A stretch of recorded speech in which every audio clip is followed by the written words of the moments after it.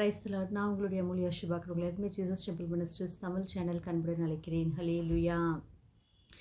இன்றைக்கி நிறைய பேர் மனசில் ரொம்ப பயம் இருக்குங்க. ஆமாம், என்னுடைய பிள்ளைகளுடைய எதிர்காலம் எப்படி இருக்கும், என்னுடைய வாழ்க்கை எப்படி இருக்கும், நான் எப்படி வாழ்வேன், என் குடும்பத்தை நான் எப்படி கொண்டு போவேன், எனக்கு எல்லாமே இத்தனை கடன் பிரச்சனை இருக்கே, இத்தனை கோர்ட் கேஸ் பிரச்சனை இருக்கே, என்னுடைய வாழ்க்கையை என் கணவர் சரியில்லையே, எங்கள் வீட்டில் எதுவுமே சரியாக இல்லையே, என்னுடைய பிள்ளைக்கு நான் திருமணம் பண்ணி கொடுப்பேனா, இந்த மாதிரிலாம் நிறைய விதமான யோசனை. எனக்கு உடம்பு சரியில்லையே, நான் உயிரோடு இருப்பேனா, என் குடும்பத்தை நான் பார்த்துப்பேனா, இந்த மாதிரிலாம் நிறைய விதமான யோசனைகள், பயங்கள் அவங்க மனசில் அதிகமாக இருந்துகிட்ருக்கு.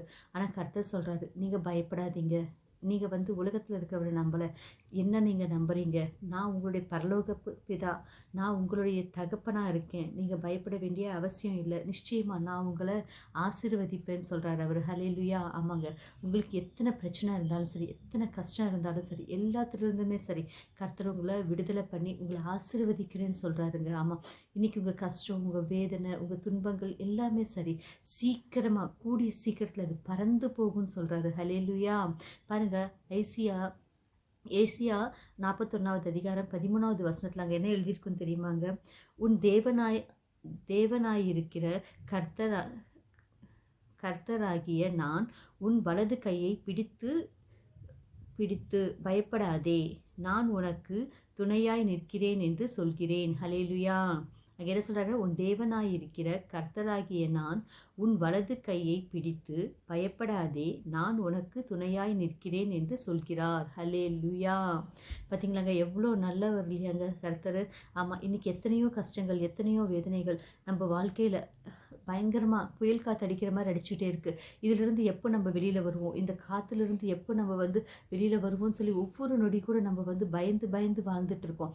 ஆனால் நம்ம பயப்பட வேண்டிய அவசியம் இல்லை. கர்த்தர் சொல்கிறாரு, உன்னுடைய வலது கையை நான் பிடிச்சிட்டு இருக்கேன்னு சொல்லிட்டு. ஆமாம், இன்றைக்கி உங்கள் வலது கையை நீங்கள் பார்த்து, ஆமாம், இந்த கையை என் கர்த்தர் பிடிச்சிட்டு இருக்காரு, இந்த கையை என் கர்த்தர் பிடிச்சிட்டு இருக்கிறதுனால நான் பயப்பட மாட்டேன்.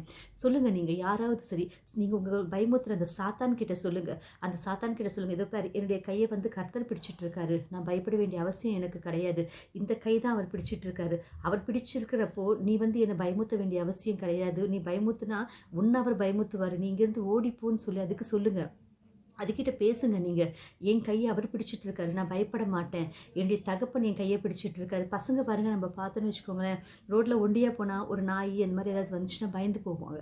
அதுவே அவங்க அப்பாவோ இல்லை அம்மாவோ கையை பிடிச்சிட்டு இருந்தப்போ அவங்க பயப்பட மாட்டாங்க. நம்ம கூட பயப்பட வேண்டிய அவசியம் கிடையாது. ஏன்னா நம்ம கையை பிடிச்சிட்டு இருக்கிறது யார் தெரியுமாங்க? கர்த்தர்.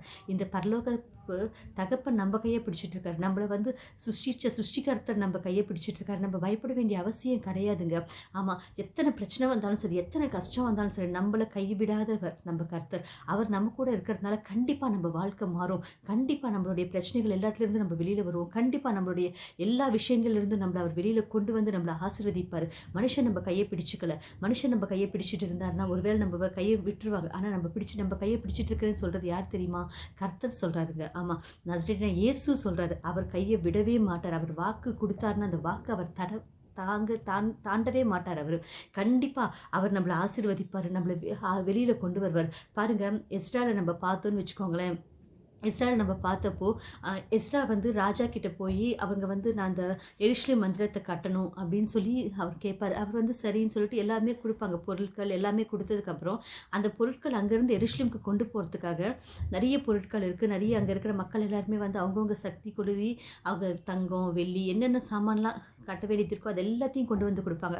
கொண்டு கொடுத்ததுக்கப்புறம் இத்தனை விலையுள்ள, அதாவது ரொம்ப வேல்யூபிள் திங்ஸ் எல்லாம் கொண்டு போகிறப்போ வழியில் எங்கேயாவது திருடங்க வந்துடுவாங்க அப்படின்னு சொல்லிட்டு இவர் பயப்படுவார். அப்படி பயப்படுறப்போ ஆனால் கர்த்தர் எஸ்ட்ரா ராஜா கிட்டே போயிட்டு என்ன சொல்லுவார் தெரியுமா? என்னுடைய தேவன் ரொம்ப ரொம்ப உயர்ந்தவர், ரொம்ப ரொம்ப பெரியவர், அவர் நினச்சா எல்லாத்தையுமே ஒரே நொடியில் சரி பண்ணிடுவார் அப்படின்னு சொல்லி இவரே சொல்லியிருக்காரு. சொன்னதுக்கப்புறம் போய் அந்த ராஜா கிட்டே போய், நான் இவ்வளோ பெரிய பணம், இவ்வளோ அதிகமான பணம், இவ்வளோ அதிகமான பொருட்கள்லாம் கொண்டு போகிறப்போ எனக்கு வழியில் எங்கேயாவது திருடங்க இந்த பணத்தெல்லாம் கொள்ளடிச்சிடுவாங்க சொல்லி பயமாக இருக்குது, ஆட்களை அனுப்புங்க எனக்கு துணைக்கு அப்படின்னு சொல்லி கேட்குறதுக்கு இவர் ரொம்ப ரொம்ப வெட்கப்பட்டாராங்க. வெட்கப்பட்டுட்டு என்ன செஞ்சாராம் தெரியுமாங்க? 3 நாள் உபவாசம் பண்ணாராம். இந்த 3 நாள் உபவாசம் பண்ணப்போ பாருங்கள், கர்த்தருடைய கை இவருக்கு துணையாக வந்துச்சாங்க. ஹல்லேலூயா. உண்மைதானங்க? யாருடைய கை இவருக்கு துணையாக வந்துச்சான்? கர்த்தருடைய கை இவருக்கு துணையாக வந்துச்சான். அந்த கை துணையாக வந்தப்போ எங்கேயாவது தோத்து போவாரா இவர்? யாராவது வந்து அந்த பணத்தை கொள்ளடிக்க முடியுமா? இவர் கொண்டு போகிற பொருட்களை யாராவது எடுக்க முடியுமா? ஒன்றுமே முடியாது இல்லையா? ஏன்னா இவருக்கு துணையாக வந்திருக்கிறது யாரு? மனுஷருடைய கையா? இல்லை அந்த ராஜாவுடைய கையா? இல்லவே இல்லை. கர்த்தருடைய கை பரலோகத்திலிருந்து இறங்கி வந்துச்சான் அந்த கை. அந்த கை அவருக்கு துணையாக இருக்கிறப்போ அப்புறம் என்னங்க? இன்னைக்கு கர்த்தரை தான் சொல்கிறாரு. இன்னைக்கு நீ கூட வந்து வேதனையோட கண்ணீரோட துக்கத்தோடு இருக்கியா? உன்னுடைய சாபங்கள் பாவங்கள்லாம் போகாமல் இருக்கா? உன் கட்டுக்கள்லாம் உடையாமல் இருக்கா? எப்போ எனக்கு விடுதலை, எப்போ எனக்கு விடுதலைன்னு சொல்லி புலம்பிக்கிட்டு அழுதுகிட்டு இருக்கியா? தேவனே என்னை சந்தி, தேவனே என்னை தரிசி அப்படின்னு சொல்லி நீங்கள் கேட்டுக்கிட்டு இன்னமும் புலம்பிக்கிட்டு இன்னமும் வேதனையோட கண்ணீரோட இன்னமும் துக்கத்தோடு நீங்கள் அழுதுகிட்டு இருக்கீங்களா? கர்த்தர் சொல்கிறாரு, என்னுடைய கை உனக்கு துணையாக இருக்குது. நீ ஒரு தடவை உன் கையை பாரு, உன் கையை நீ பாருன்னு சொல்கிறாரு. நீங்கள் பாருங்கள், உங்கள் கையை கர்த்தர் பிடிச்சிட்டு இருக்காரு. நம்புங்க, விஸ்வசிங்க. ஆமாம் ஏசப்பா, இந்த கையை நீ பிடிச்சிட்டு இருக்கல, இந்த கையை நீ பிடிச்சிட்டு இருக்கல ஏசப்பா, எனக்கு எதுக்கு பயம்? எத்தனை பிரச்சனை வந்தாலும் சரி, அதை நீ ஈஸியாக என்னை தாண்ட வச்சுடுவேன். கடலையே சரி, இந்த கையை நீ பிடிச்சிக்கிட்டு நான் தாண்டிடுவேன், நீ என் கையை பிடிச்சிட்டு இருந்தான்னு சொல்லி நீங்கள் விஸ்வாசத்தோடு சொல்லுங்கள். கர்த்தர் உங்களை ஆசீர்வதிப்பார். கர்த்தர் உங்களை இப்போவே எத்தனை பிரச்சனையாக இருந்தாலும் அந்த பிரச்சனைகள் எல்லாத்துலேருந்துமே சரி, அவர் உங்களை கூட்டிகிட்டு வந்து வெளியில் கண்டிப்பாக உங்களை ஆசீர்வதிச்சு உங்களை உயர்வான இடத்துல நிற்க வைப்பார். ஹல்லேலூயா. ஜெபிச்சுக்கலாமா?